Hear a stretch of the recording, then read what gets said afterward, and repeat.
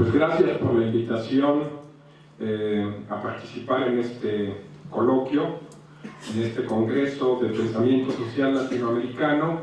Quiero reiterar lo que dije el día de ayer.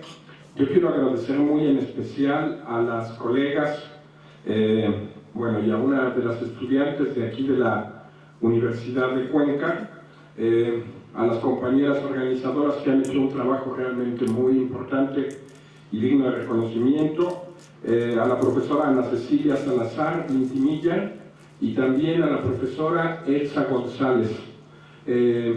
Igual quiero reconocer el trabajo en las discusiones, en los debates, una preocupación que yo creo que está un poco en todos nosotros y que es un poco el problema de cómo es posible generar desde América Latina un pensamiento social nuevo.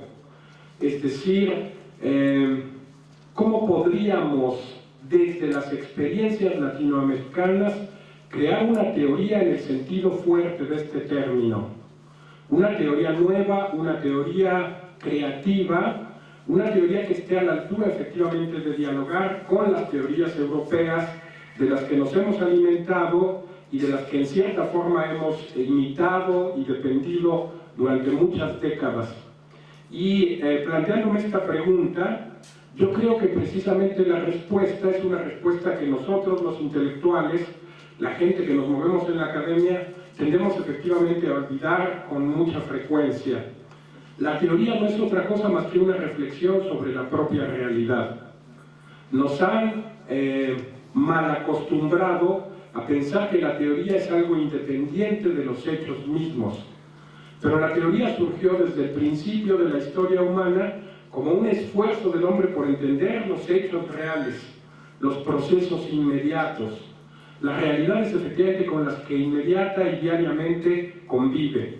Y yo pienso que entonces si nos preguntamos desde dónde y sobre qué bases podríamos generar un pensamiento latinoamericano propio, nuevo, creativo, que sea capaz de proyectarse de manera universal, la respuesta quizás sea respecto de la circunstancia actual que vive América Latina, pero sobre todo, y esta es la tesis que yo quisiera defender, a partir de las lecciones que nos dan los nuevos movimientos sociales, los nuevos movimientos antisistémicos que hoy se están desarrollando en América Latina.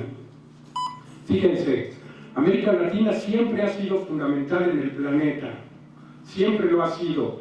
Tenemos aproximadamente el 10% de la población mundial, 550 millones de personas sobre 6.000.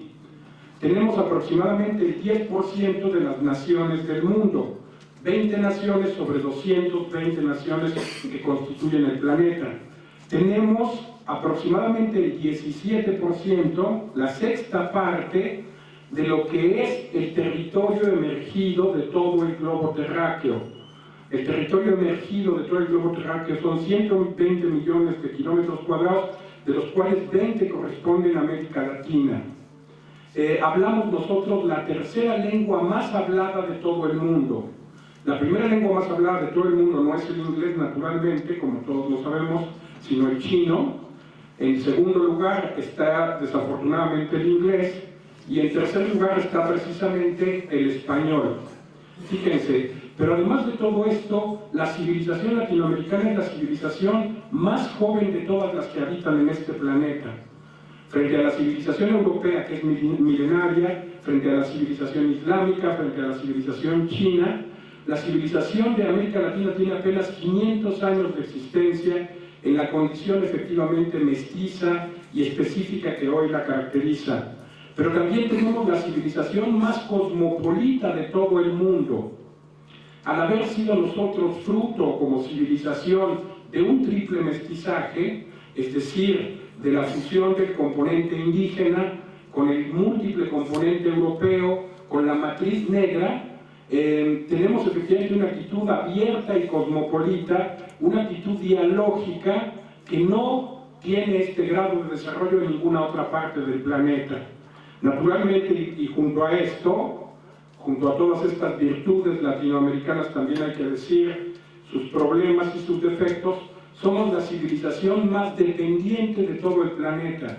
porque nacimos construidos como proyecto civilizatorio en función de los centros, en función de España y de Portugal al principio, después en función de Europa en el siglo XIX y finalmente durante el siglo XX en función de los Estados Unidos. Somos también no la civilización más pobre, pero sí la civilización más desigual de todo el mundo. Solamente en América Latina se dan los contrastes brutales de que un hombre sea el hombre más rico de todo el planeta, un mexicano que se llama Carlos Slim, tenemos esa vergüenza, al precio de que 60 millones de mexicanos vivan como miserables, no como pobres, sino en la pobreza absoluta o en la miseria según los propios criterios de la ONU. El país más desigual de todo el mundo es Brasil. Y efectivamente esto tiene que ver también con esa condición de dependencia extrema. Fíjense, siendo América Latina fundamental dentro de la población, dentro del territorio, dentro del mapa lingüístico, dentro del mapa religioso, dentro de todos los mapas del planeta, era prácticamente una civilización invisible, con un protagonismo muy marginal hasta hace 15 años. Yo diría que solo en los últimos 15 o 20 años América Latina empezó a tener una visibilidad y un protagonismo mundial. Y de repente los procesos que suceden en América Latina se vuelven sucesos conocidos por todo el mundo. Pero fíjense, no es una casualidad que de repente, solo en los últimos 15 años empieza a haber departamentos de estudios latinoamericanos en China, lo mismo que en Francia, en Turquía, lo mismo que en Japón. Solo en los últimos 15 o 20 años, sucesos como el del 1 de enero de 1994 o la caída de Yamil Maguad aquí en Ecuador en el año 2000, son sucesos que llenan la prensa mundial durante 3, 4, 5 días, a veces un mes, a veces 2 meses. De pronto como que Estados Unidos está, América Latina está en el centro de la atención mundial. Fíjense, y es interesante esto porque este es un proceso solamente de los últimos 15 o 20 años. A pesar de nuestra relevancia, esta visibilidad no se había dado más que en la última época. Y yo creo que tenemos que preguntarnos las razones de esto. Naturalmente, yo no voy a entrar en ellas porque no es el tema que me interesa subrayar en mi conferencia, pero les diría, son múltiples razones y muy complejas. Razones inmediatas, por ejemplo, el giro a la izquierda, tibiamente, de varios gobiernos latinoamericanos, como el de Rafael Correa aquí, o como el de Evo Morales en Bolivia, o como el de Lula en Brasil, etcétera, que es una razón superficial e inmediata, pero importante de este protagonismo. Hay razones más profundas y coyunturales, por ejemplo, la independencia que ha estado conquistando América Latina hace 25 o 30 años a partir del proceso de la decadencia de Estados Unidos. Estados Unidos hoy es una potencia en proceso de decadencia hegemónica. La hegemonía fuerte de Estados Unidos se acabó con la guerra de Vietnam, cuando un pequeño pueblo campesino, pero enormemente heroico, lo derrota en 1975. A partir de ese momento Estados Unidos empieza a declinar y a declinar, lenta pero sostenidamente hasta el día de hoy. Y eso abre un espacio para un desarrollo independiente de América Latina, que es uno de los factores coyunturales de este protagonismo. Hay razones naturalmente de más larga duración. Una razón importante de larga duración es que vivimos, tampoco voy a poder desarrollar esto, pero espero que en el debate quizá podamos ahondar un poco, vivimos hoy un tiempo excepcional. Como dice Immanuel Wallerstein, lo que estamos presenciando nosotros es la crisis terminal del sistema capitalista. Y yo creo que no entendemos las cosas si seguimos repitiendo la idea de que vivimos bajo la globalización, o bajo la mundialización, o bajo el imperio. Todas estas teorías no explican cabalmente la circunstancia y las condiciones que estamos viviendo hoy. Lo que estamos viviendo hoy es un verdadero fin de época. A nuestra generación le toca el raro privilegio de ver un proceso que solamente se da cada 500 años, cada 700 años, cada 1000 años. Pero además, y déjenme decirles, para pasar ya a la segunda parte de mi exposición, estamos viviendo una circunstancia extraña porque condensa múltiples transiciones. no solo vivimos la época del fin histórico del capitalismo y del surgimiento de un nuevo sistema histórico, también, y esto nos lo dijo Marx, pero no lo hemos escuchado con suficiente atención, estamos viviendo la transición histórica de toda la larga y milenaria historia de sociedades humanas construidas sobre el esquema de clases sociales hacia la posible edificación de una sociedad sin clases sociales. Señalo esto porque no nos preguntamos suficientemente, pero ¿por qué solo en los últimos 25 o 30 años el feminismo emerge con tanta fuerza? ¿Por qué de pronto el ecologismo adquiere proporciones que nunca antes se tuvo? ¿Por qué de repente la familia patriarcal y monógama se cuestiona efectivamente como no se cuestionó en los 2000 años anteriores? ¿Por qué vivimos estos procesos donde la política, no solo la política capitalista de los últimos 500 años, sino la política sans phrase, la política tout court, la política en tanto que tal, empieza efectivamente a ser cuestionada y deslegitimada, como planteaba Bolívar Echeverría, de una manera universal y en absolutamente todas las sociedades del planeta? No nos preguntamos esto, y yo creo que esto se explica porque vivimos no solo esta transición de una sociedad capitalista a otra que no será capitalista, sino porque estamos viviendo un umbral en el cual podemos dejar de vivir organizados en clases sociales y pasar a vivir en una sociedad donde ya no exista la división entre campo y ciudad, donde ya no exista la división entre trabajo manual y trabajo intelectual, donde ya la cultura no se divida en alta cultura y baja cultura, donde ya la estructura social no se divida en clases sociales, donde el individuo no sea una entidad mónada opuesta al conglomerado social. Todo esto que las ciencias sociales discuten se explica por esta circunstancia privilegiada de fin de época, no solo del capitalismo, sino de todas las sociedades de clases. Y lamento no tener más tiempo para poder desarrollar con un poco más de amplitud todos estos problemas que me parecen fundamentales. En este contexto, fíjense, ¿qué papel tiene hoy América Latina? Y yo les diría, un papel excepcionalmente privilegiado, porque hoy tenemos en América Latina los movimientos antisistémicos más avanzados de todo el planeta. Pregúntense una cosa, ¿es acaso una casualidad o un azar que aquí en América Latina haya nacido el Foro Social Mundial? Nació en Brasil, y ahí desarrolló sus primeros 3 encuentros, el cuarto después fue en la India, el quinto volvió a ser en Brasil, el sexto fue dividido en 3 sedes, el séptimo fue efectivamente en África, el octavo fue deslocalizado y el noveno será otra vez en Brasil. En América Latina surge el encuentro antisistémico más importante del planeta. Pero como decía ayer, en América Latina tenemos movimientos sociales que con la mano en la cintura derrocan presidentes. Y no tengo que contárselos a ustedes, porque ustedes lo han hecho 3 veces.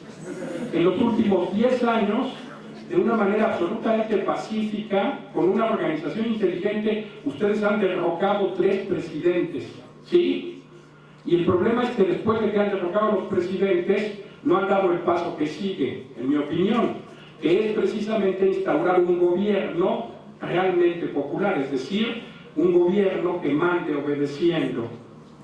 Pero ya dieron un paso fundamental, que es el de tener la fuerza organizada para derrocar presidentes, como lo hacen en Bolivia, como se hace en México para derrocar gobernadores en escala local, como se hace efectivamente en toda la América Latina, como se hizo en Argentina después de la crisis del 2001.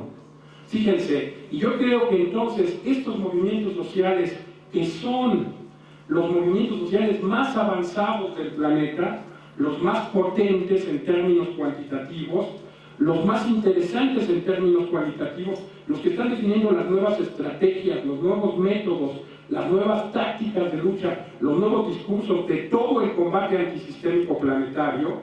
No es una casualidad que ahora miles de europeos y miles de chinos y de africanos y de japoneses vengan a ver las experiencias que están sucediendo en el Ecuador y quieran aprender de la CONAIE y vengan a Bolivia a estudiar lo que pasa con el movimiento indígena boliviano y peruano y colombiano, y vengan a estudiar el MST de Brasil y los piqueteros argentinos y el neozapatismo mexicano. Yo creo que nosotros, si somos científicos sociales serios, Lo que tenemos que hacer es ir y escuchar a esos movimientos sociales. Las nuevas teorías sobre lo social pueden surgir si somos atentos a las lecciones que nos plantean estos movimientos sociales. Estos movimientos sociales nos están planteando una cantidad de lecciones que nos permitirían reformular de cabo a rabo, es decir, absolutamente de manera completa e integral, la sociología moderna, la actual ciencia económica, la antropología contemporánea, la ciencia de la psicología, la pedagogía de hoy, la ciencia política. No puedo desarrollar todo esto porque también me llevaría demasiado lejos. Déjenme ponerles solo un ejemplo y luego concentrarme en aquello sobre lo que quiero hablar. Por ejemplo, toda la ciencia económica debe y puede ser reformulada desde la experiencia que estos movimientos sociales están planteando en términos del modo de tratamiento de los recursos y de los elementos económicos. No nos basta con la Carta de la Tierra. No es suficiente simplemente decir tenemos que cuidar a la naturaleza, tenemos que protegerla, tenemos que tener una relación armónica con ella. Tenemos que ir más allá y darle un sentido anticapitalista, como lo tiene en su esencia la idea de los indígenas respecto de lo que es la Pachamama. Cuando un indígena dice la tierra es la madre tierra, lo que está diciendo es el lugar que me dio la vida, es el lugar que me permite reproducir la vida entera, es el lugar que cuando muera va a acogerme en su seno. Y entonces la tierra es el lugar de nuestros muertos, es el lugar de nuestra memoria, es el lugar de donde sacamos incluso nuestro arte, dicen los indígenas zapatistas. Los colores que usamos en nuestros tejidos nos los dio la madre naturaleza. Fíjense, pero ¿a qué punto voy? Al punto de que tendríamos que plantear primero respecto del capitalismo. Claro, si la tierra es nuestra madre, entonces tendríamos que desmercantilizar la tierra. La tierra no puede ser una mercancía y no puede venderse y comprarse, porque la tierra es nuestro hogar, porque la tierra es nuestra casa, es nuestro hábitat, no es solo nuestro locus standi, no es solo el lugar físico en el que nos movemos, es la fuente nutricia de toda nuestra vida. Pero entonces, si queremos ser radicalmente anticapitalistas, tendríamos que decir, la madre tierra no solo tiene que ser desmercantilizada, tiene que dejar de ser propiedad, no solo tiene que dejar de ser mercancía, tiene que dejar de ser propiedad. Entonces, la relación entre el hombre y la naturaleza, la madre naturaleza, no debe ser concebida en términos de una apropiación privada. Y fíjense qué radicales son entonces los indígenas de toda América Latina. No están planteando solo la desmercantificación de la tierra, están planteando la descolonización de la situación de propiedad privada de la propia tierra, acompasándose con esta doble transición de salir del capitalismo y de salir de toda sociedad basada en la propiedad privada y por tanto dividida en clases sociales. Y desde esto habría que pensar la economía completa, que de otro lado podemos decirlo, no es otra cosa que volver a la vigencia del principio del valor de uso, algo que también nos dijo Marx hace 150 años, pero que no escuchamos con suficiente atención. Esta idea que Bolívar Echeverría ha desarrollado de una manera tan brillante en todos sus textos y que yo creo que es efectivamente una idea fundamental si queremos reconstruir una economía y una ciencia económica distinta, postcapitalista, diferente. Y sobre eso yo les diría, podemos reconstruir la sociología entera, la antropología entera, ¿sí? La psicología entera. Tendríamos que quebrar esa absurda noción de que la cultura alta es superior a la cultura baja, porque verdaderamente la cultura popular es la fuente nutricia de toda cultura. Tendríamos que quebrar efectivamente la idea de que el individuo se opone a la sociedad, el problema de toda la sociología. El individuo es un individuo social y el individuo está siempre desde su nacimiento dentro de la sociedad.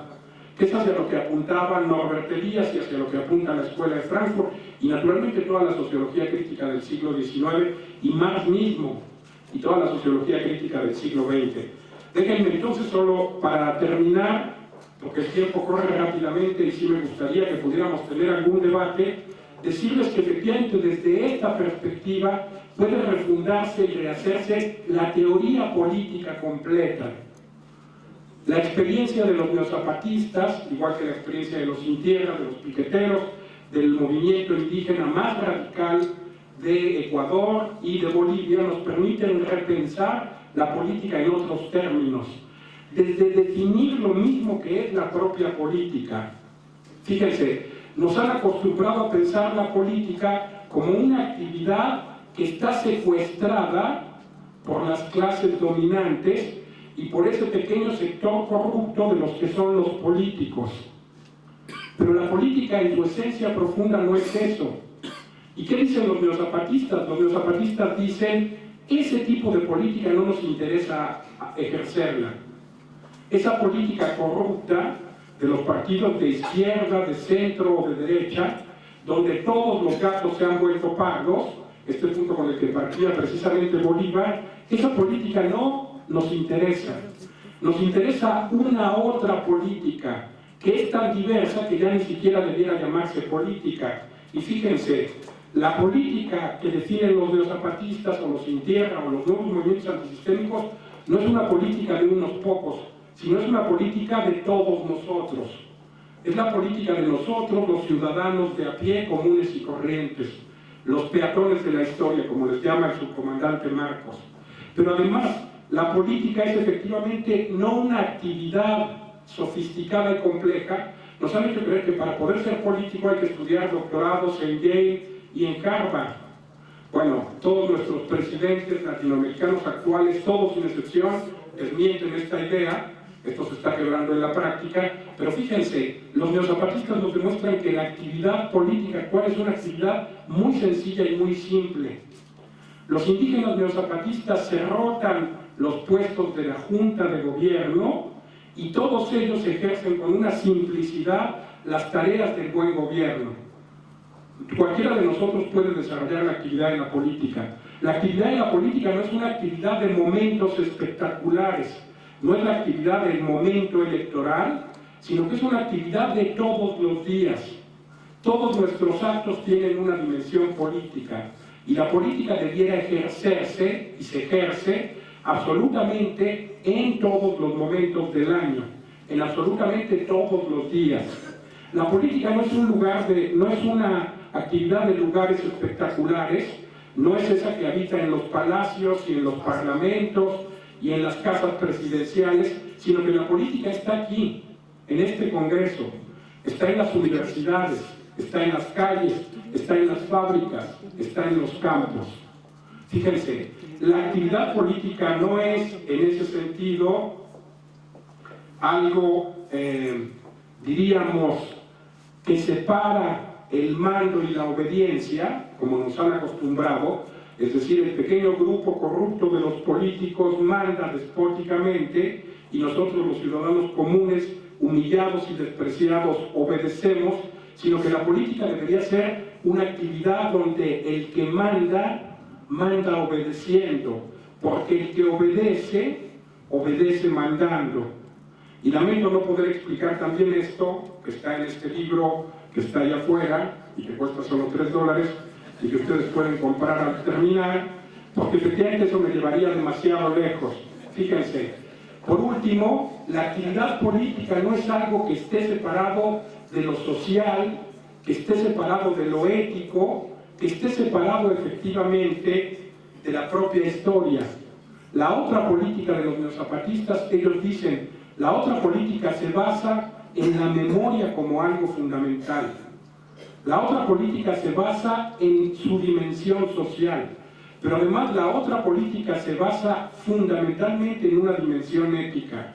Ese principio que nos han imbuido de que es además un principio de la política, de que el fin justifica los medios, y entonces que frente al mal mayor es ético y aceptable elegir siempre el mal menor.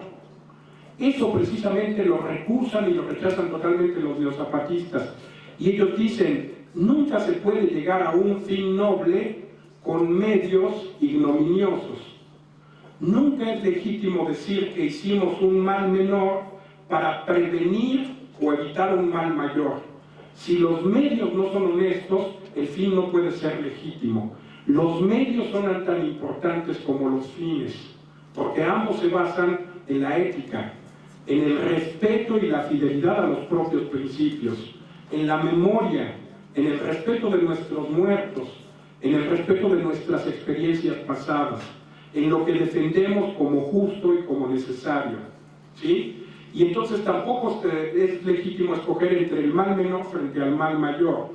Si uno se ve ante esa situación, lo que tiene que decir es me niego a escoger.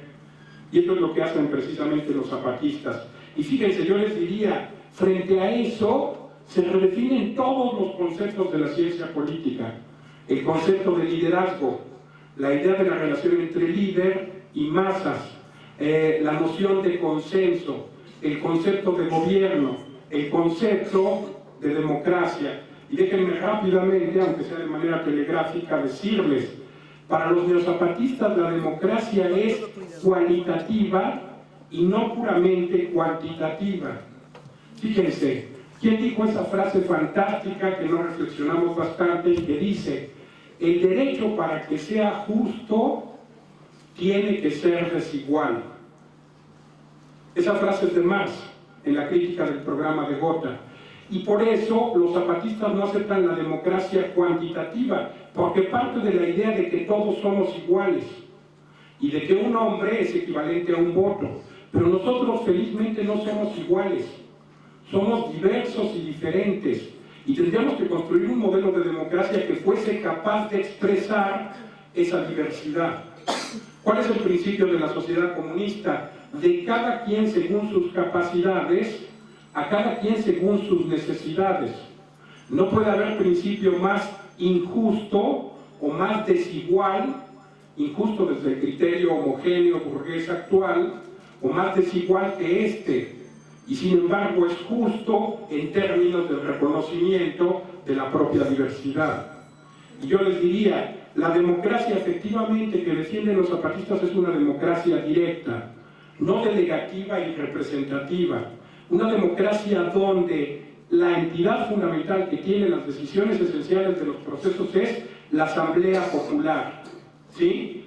No tenemos que delegarle a una persona cualesquiera o a un líder el destino de nuestro movimiento, ¿sí? Lo que tenemos que hacer es efectivamente tomar en nuestras propias manos la gestión de nuestros propios asuntos y con métodos de democracia directa decidir la figura de socialidad que nosotros queremos para nuestra propia comunidad, ¿sí? Eso es reapropiarse de lo político. La democracia es efectivamente real y no es una democracia formal, es decir, es un ejercicio permanente de la propia autonomía de los colectivos. No es una democracia puramente, diríamos, derivativa, ¿sí? Y la democracia, además, actual es una democracia tendencialmente consensual y no una democracia mayoritaria. Porque ¿qué produce la democracia actual? Porque todos los teóricos políticos se desgarran las vestiduras. Porque ahora lo que la democracia burguesa moderna ha producido es sociedades partidas por la mitad, donde el 50% dice A y el 49% dice B.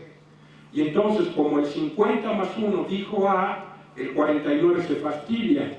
Y entonces eso no hace sociedades armónicas, eso hace sociedades desgarradas con deseo de revancha. Frente a esto, los nuevos movimientos antisistémicos de América Latina buscan mecanismos de construcción del consenso, buscan efectivamente maneras dialógicas, mediante el diálogo y el debate, de construir sobre la base de un diálogo racional puntos de vista consensuales, y si no consensuales, semiconsensuales. En fin, esto modifica la noción de gobierno, y el gobierno sería un gobierno gratuito y no caro, revocable y no padecido por años y años, sería un gobierno que rinde cuentas y no un gobierno opaco, sería un gobierno de gente común y no de políticos. ¿Se imaginan un mundo sin políticos? Díganme si no sería algo fantástico realmente. Igual que un gobierno sin ricos, sería algo también maravilloso, ¿no? Un gobierno efectivamente que fuera rotativo y no, efectivamente, si me permite terminar, después va a haber debate, y no un gobierno con tendencia a eternizarse, un gobierno que manda obedeciendo y no que manda mandando, un gobierno vinculado al pueblo y no alejado de él, es decir, un gobierno, y con esto termino, que como dicen los compañeros neozapatistas, se rige, fíjense, por los siguientes principios. Los compañeros neozapatistas dicen, ¿cuáles son los principios que inspiran a las juntas de buen gobierno? ¿Cuáles son los principios del buen gobierno? Y dicen, son muy sencillos, son muy elementales y cualquiera puede entenderlos y aplicarlos en la práctica. El que gobierna, el buen gobernante, debe obedecer y no mandar. Debe representar y no suplantar. Debe construir y no destruir. Debe unir y no dividir. Debe servir y no ser. Y empieza el sabotaje. Ya voy a terminar. Si pudiera seguir. Bueno, perdón. Debe servir y no servirse. Debe bajar y no subir.